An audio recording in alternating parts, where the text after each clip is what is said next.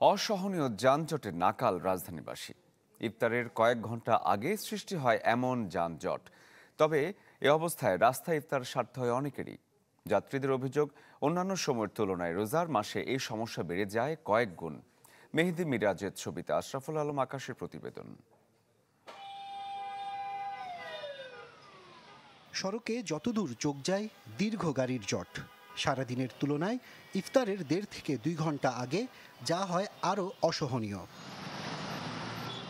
কাজ শেষে সবার তারা ঘরে ফিরে পরিবারের সাথে ইফতার করা, কিন্তু যানজটের ঢাকা শহরে তা কি আর সহজে হয়? 5টার পর আমি রওনা দেই, বাসায় যেতে যেতে আপনার 6টা 10 বাজে।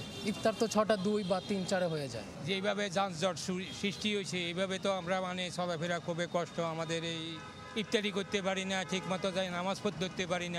ক্লান্ত শরীর, গাড়ির ঝাঁকুনি, খোলা জানালার বাতাসে চোখ বন্ধ হয়ে আসে অনেকের। ঠিক সময়ে গন্তব্যে ফিরতে পারবে কিনা সে অনিশ্চয়তা সবার চোখে মুখে।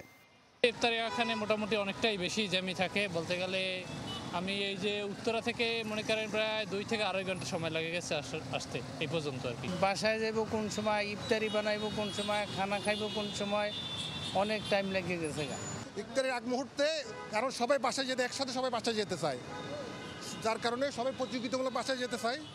গাড়ির প্রচণ্ড ভলিউম।